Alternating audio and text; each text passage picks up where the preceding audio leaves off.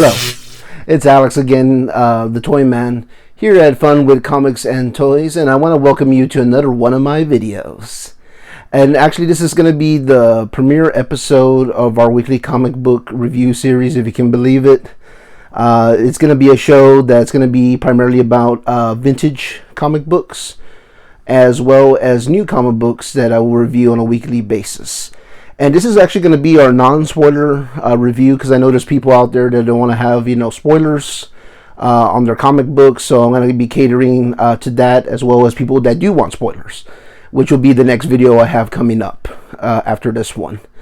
So also we're going to be trying to do this at least once a week. I would like to do it on New Comic Book Day. Without further ado, let's dive into these books and get the review process started. Roll those titles. Okay, let's get started. This is our weekly comic book review. This is going to be non-spoiler review. And we're going to have a couple of books in here. And the first book is going to be Where Monsters Dwell, #1, a Bronze Age book, 15th Center.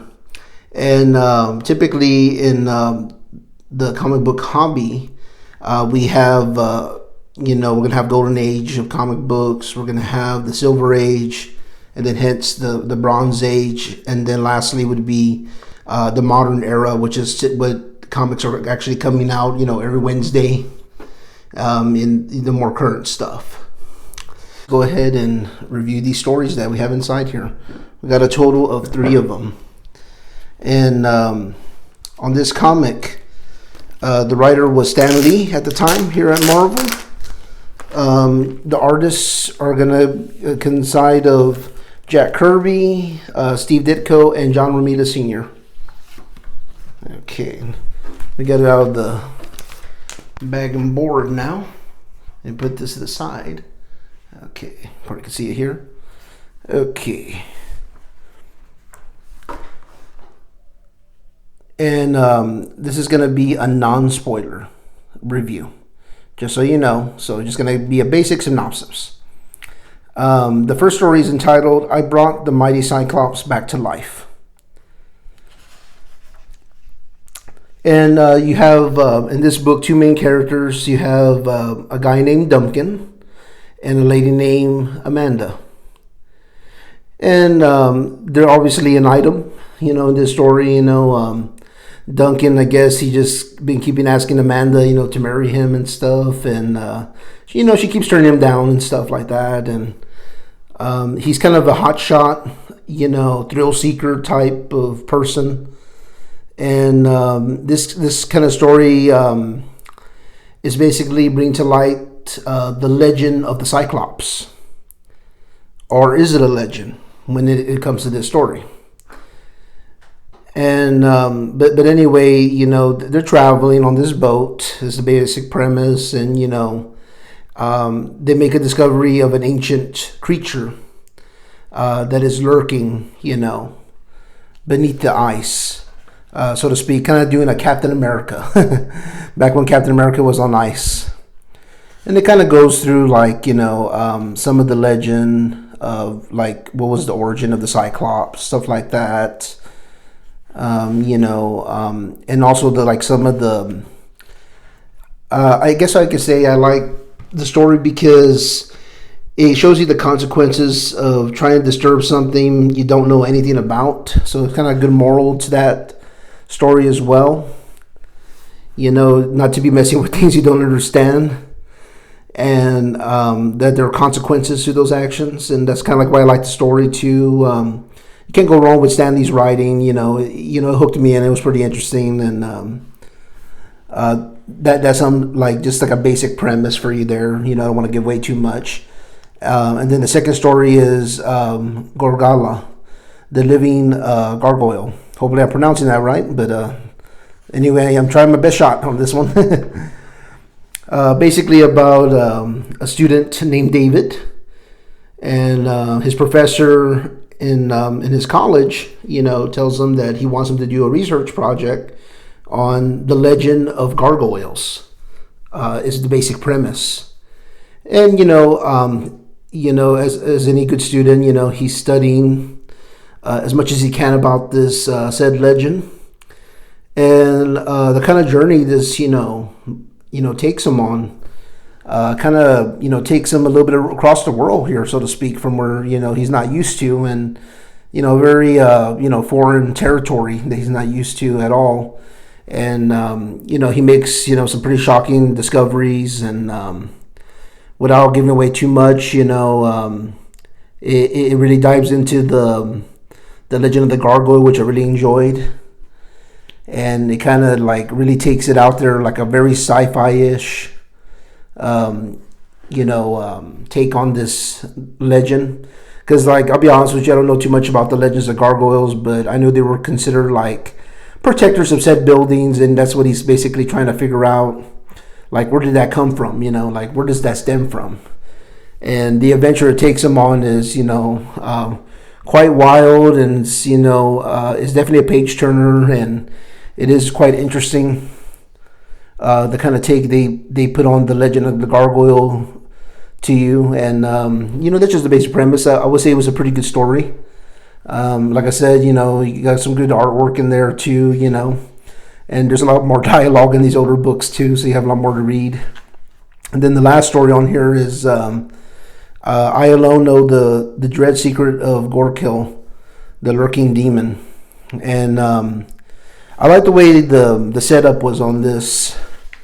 Like, something you didn't expect, it just kind of starts out in outer space, and it's just real interesting, this creature, this unknown entity or energy force, kind of remind me like of the Phoenix Force, kind of, and he starts in, like try to inhabit the water and stuff, and some things ensue.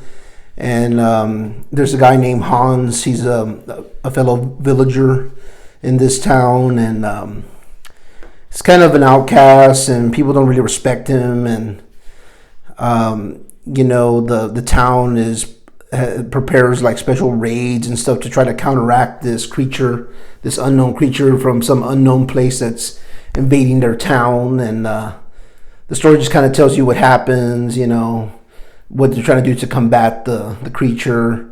And Hans is our main focus here. He's our main character in the story. It kind of the good moral to the story was, like, even though you may do the right thing in life, sometimes you still get persecuted for doing the right thing. And I like the way that it shows the repercussions of that, and it makes you wonder, so is it worth it sometimes, sticking your neck out to, maybe like protect people and from stuff, and, that the gratitude you may get in return for said actions. But anyway, that's what I thought about the book, and I'm going to give this book here. It's pretty solid. I'm going to give it a solid 3 out of 5. They had, a very page-turning material in here, as well as it's very nice nostalgia in here, so to speak. And the whole theme of the book is just about legends, and I really love legends. The legends of the Cyclops, the legend of this creature that invades this town, and like what the villagers believe that it is, basically. And also the legend of the gargoyle, which I found interesting too. I guess the gargoyle one was probably like my favorite of the 3. So I'm going to give it a solid 3 out of 5. I would definitely recommend you picking this up. If you don't want to pick up the original one, because it is kind of pricey. It's a minimum like $20 book. If you don't want to shell out that, you can always go to probably like some digital services like Comixology, etc. Anyway, moving on to the next book. Okay, now to the next book. The next book is going to be an independent studio title. The book is called Berserker. Berserker. To quote Clerks, the movie. I always love that movie. Berserker. And here we go. This is Berserker number 1. It has been written by Keanu Reeves and also with Matt Kent co-writing with him. And Ron Garney is the artist within. And also for the cover, you have Raphael Grandpa, I believe it's called. His name is. And this is cover A right here. Also got the foil version too. That's pretty sweet. Yeah, I like that. I don't know if you can kind of see that shiniest. Okay. And it's gonna be one of the newer books. Just came out not too long ago. Let's take this bad boy out of the bag and board.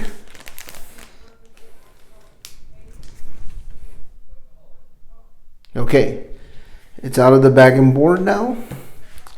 Now let's review this book. This is going to be the non-spoiler review. So if I get on a bit of a tangent on this book, it's because I got a couple of issues with this book. Keanu Reeves, don't get me wrong, very talented guy, but man, this book was a little bit of a rough read for me. I read it the first time and I was going kind of like, okay, I don't like this at all. And so I went ahead and read it a second time for you guys, and it didn't seem to get any better, maybe like slight betterness, because it made a little bit more sense now that I knew what happened. A second read through kind of helped me understand a little more about what was happening. It is Raphael Grandpa that did the cover. Yeah, that's pretty cool. The artwork is very top notch, and Boom Studios, does a really good paper quality, which I do like a lot. But the premise is basically a Keanu Reeves type movie character, basically, that he would play. It's kind of like if John Wick were like a god, basically. Like he was like an immortal, or I guess you could say. So basically the problem I had with it was there wasn't too much dialogue. It was a lot of action, which was kind of cool. I thought it was a bit overly violent, as you can see here. You can see the frame there, but it's kind of overly violent, I thought. I guess I just like my comic books with a violence with a purpose, not just mindless violence. Like I said, the premise, is that, he cannot die, pretty much. He is an immortal, but like most stories about immortals, he is seeking mortality. And, he wants to have the ability to die, basically. But he cannot die, but yeah, he doesn't want to die right now, but he just wants to have the ability to die, is what I take it from the story so far, my take on this. And, there's a lot of action ensues, and in this story, like I said, the artwork is really top notch and stuff. And the thing I didn't like about it is, I tend not to like comic books that are they're just kind of like narrative driven, like they'll like they're talking, but you don't know who they're talking to until like the very end of the book. I'm just not a fan of that. But like I said, a second read through, then you'll understand like who he was talking to the whole time, kind of thing. I don't want to spoil it. And basically, like all military, personnel, he has like a psychiatrist, I guess you could say, in this story, that is basically evaluating him in certain events that transpire on this particular mission, and kind of talk about the emotional weight of the mission, as well as he's starting to remember some things about his life. And you get the tone that he has been alive for a very long time. The ending was kind of interesting, but I feel like this doesn't break the fourth wall or anything like that. The story, I think, is pretty mediocre. I don't see anything like I don't see a lot of greatness in this book. This is going to be the first and last issue for me personally. I do like the covers. I'll probably continue buying the covers because I just like the cover for cover buy. It's really good artwork. But I'm sorry, Keanu. I mean, I love your body of work, but I think you need to stick to your day job, man. If I'm being honest here, and I'm really, Matt Kent. He should have maybe kind of guided him a little bit more, but I guess he didn't want to change it too much, But like I said, I'll keep it civil. But I guess, oh man, this is hard. As far as the rating is concerned, I'm gonna have to give it I was gonna give it a 1 star, but I'll give it a 2 out of 5, just because of the artwork and because it has some dialogue and maybe some story for mediocre storyline. I guess I'm gonna have to do just 2 out of 5, which is gonna be like a below average book for me.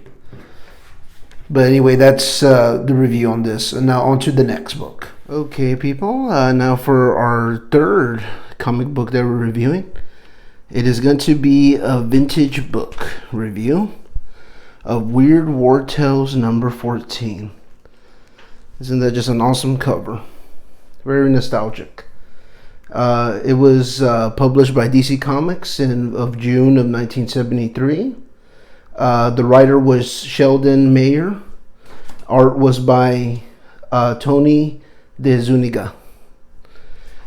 And this is a Bronze Age comic book, if you want to know what era this is from. Now, we'll be back in just a second. I'm going to take it out of the bag and board. Okay, now we got the book out of the bag and board. We can go ahead and get started with our review. Our first story, there's a couple in here. A Dream of Disaster. And basically, when we come into this book, we're seeing that there's a soldier here, which will go nameless because I don't want to give any spoilers away. He witnesses some kind of battle, and then the battle just kind of disappears, and he's not sure if he's dreaming or he's awake. It's very mysterious, and a mysterious figure, as you can see, appears here and starts talking to him about what he just witnessed. And then he keeps thinking like, oh man, I feel like I'm forgetting something, or something's going on. He says, this mysterious figure saying like, don't worry, he'll come back to you. And he starts remembering the past, I guess the past couple of days or hours. And he remembers trying to find his wife, and he basically had a marriage that was not, how should we say, was not condoned by the Japanese. He married a Japanese woman, and the father-in-law is just not having it and basically trying to sabotage his marriage at every turn. And this is where kind of like a good story where East meets West, in some cultures like Eastern culture, they want the person to be married of the same culture and values that they share, which I can understand. But being the new world that we are, there are many different couples out there with different backgrounds, of course. And I like how it explores that a bit. Especially we're talking, this is a World War II era piece. In 1941 is when this is taking place, and it's taking place in America. And this soldier is getting some revelations, remembering the past, and he finds some really startling revelations of his own. And this first story just kind of sets up all the other stories into place like a domino effect, which I love. Our second story is A Phantom for a Co-Pilot. Really interesting story. If you can believe it, that's actually supposed to be a yacht, but they made it into like a makeshift battleship, basically. And there's this Japanese girl, and there's some soldiers around, and she's talking to, I guess, like a close friend of her father's, and and she's kind of like doesn't know what the heck is going on. Like, why is there guns on her father's yacht? And it's kind of like setting the stage for Pearl Harbor, I guess you could say, because it's around that era. And they're telling her that you need to be with your people, and you can't be with your husband because he is not of the same descent as us Japanese. And she just refuses to stay on the ship, and she does notice that there is a pilot up in the air, basically trying to bomb them. And she basically also had like a marriage that wasn't condoned by the Japanese either. She married an American, and to add insult to injury, a soldier from America, basically, and she's demanding to see him. And she says, we're an American citizen. I demand that I be traded off as a prisoner of war, and I need to warn my countrymen, which is this United States what do you call it, pilot. And some tragic events ensue. And there's like some kind of spirit within this this plane, like where this pilot is flying the plane, and it like warns him of things to come. And it kind of gives us like a little hook of what's gonna happen next. And basically, it's like of the supernatural kind of story. It was really interesting. And then the next story is called Too Late for the Death March. It's a story about these two soldiers, and and they're basically like in the Philippines, fighting a war.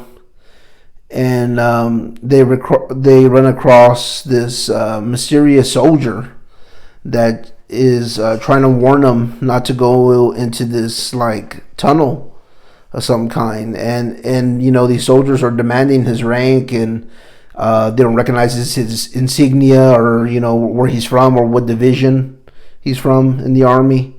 And he's going like, there's no time for that, to discuss this. And he says, you need to get out of here. You need to be careful of that tunnel. And he actually like smacks the guy, as you can see here. He gives them one of those classic Batman smacks. I don't know if you've seen that meme where Batman smacks Robin. Kind of smack down.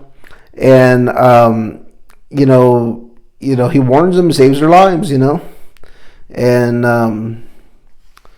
he's talking to him about some possible prisoners of war that are out here that need to be freed from the Japanese, as well as the Philippine guerrillas, I guess you could say. I guess they have some kind of like alliance, the Philippines with the Japanese of some kind.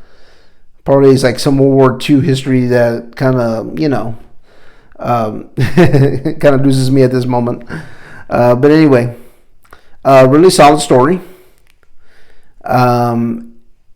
And what's also interesting is there's like an interesting revelation that they notice, and it's like, okay, did we just like imagine what we just went through right now, or was this real at all to begin with? I love the mystery of that. And then the next story is the Ghost of Mcbride's Woman. And as you guessed it, there is a ghost in this story. And it looks like these are the same two soldiers that we saw in the previous story. And it just kind of like builds off of that. It continues their story as well. And, it looks like the years have passed. It's now 1945, I believe. Yes. And they're over the country of Luzon. And, they're, parachuting through. And he sees that one of his buddies is in trouble while they're parachuting down, and one of his buddies gets hurt, and they just seek shelter against the Japanese army. They run across this woman who they think may or may not be a ghost, and basically is trying to be like a guide for them and help them. And had a pretty nice solid ending, and it kind of tied a nice bow on the story at that point. And about two spirits from, I guess you could say, the spirit world got rekindled again, without giving too much here. So anyway, my overall rating for this book would be a solid 4 out of 5. I do like how they interconnected the timeline, and that they made all the stories interconnected with one another. I thought that was brilliant of Sheldon Mayer. This is my first time ever reading his writing. I've never read anything from him or seen Tony DeZuniga's artwork at all, which was really clean. I want to say, and that cover, I mean, that's just fire. But anyway, we're going to go ahead and move on to our next book. Okay, now for our last book for review. It's going to be from Aftershock Comics, which is, if you've already seen my previous videos, is one of my favorite studios. This is going to be Shadow Doctor number 1. Very excited about reviewing this book. It is written by Peter Calloway and art by Georges Ginty. Okay, let's get started with Shadow Doctor number 1. Oh my God. I absolutely love this book. What a joy to read this was. Just so you know, this is based on a true story, which makes it even more compelling. Basically, it is about a man named Nathaniel Calloway, same last name as the author. And I just love the storytelling done in this, and I like the poeticness of the narrative in the beginning. Comparing some animalistic traits with humans, how they can be similar. Just the primal instincts. And as you can see here, Nathaniel's a little bit younger here, and it kind of sets up his past, like what his past was, and it looks like basically he was at a very young age exposed to a life of crime. And I love the way the story sets up that Nathaniel was basically in the hospital bed here, and he is talking to his grandson, which is actually the author of this book, and telling him basically about his life in general and his journey that he went on at a very young, impressionable age, and what led him to become a doctor. And how the road wasn't very easy to do so. And as you can see, he goes to the different time periods in his life, and it's just really beautifully set up. And it shows his journey on what it took for him to become a doctor, and not only a doctor but a black doctor back in these times. Because let's face it, this story is very relevant. This is at the height of the Prohibition, and there was a lot of prejudice back then, and there still is to this day, which makes this book very relevant. Not to get too political, but I think this is a really good mirror to the times we're living in now, with the whole Black Lives Matter, and just some of the racial stuff that we've been seeing with Asians and everything. This is a beautiful piece. Like I said, I don't want to get too political, but I think this is a definite read. Kind of shows us like how far we've come as a country and how far we have not come as a country. But anyway, back to Nathaniel. And Nathaniel, it looks like all his life he's basically been judged by the color of his skin, and he just can't catch a break in this story, and he needs money to start a practice, and like he's going on the journey to banks and how they're treating him, and he decides to basically seek an audience with some of his old friends back when he was doing like arm running with them back in the day. And it takes place like during the Al Capone times and Scarface, which is another alias for Al Capone.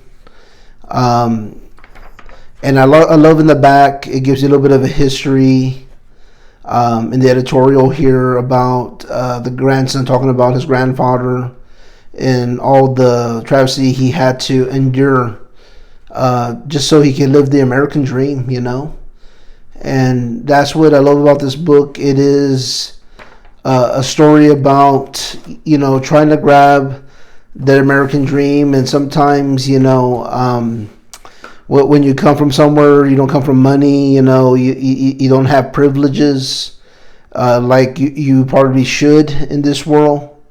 And I just love the world building, and it was done very well, and I love that it's a true story, very relevant, like I said, to today's times.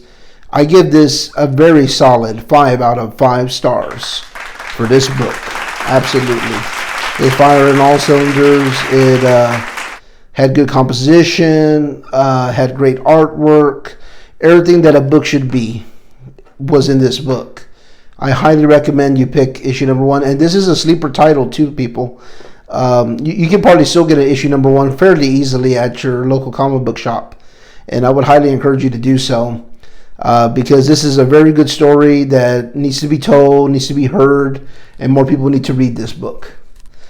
But anyway, that is going to conclude our book reviews for this premiere episode. If you found any entertainment value as well as any value in these videos, please give me a like and subscribe at the end of this video, and as I would greatly appreciate it, and it'll help the channel as a whole to progress into something bigger. Bye for now. Bye bye.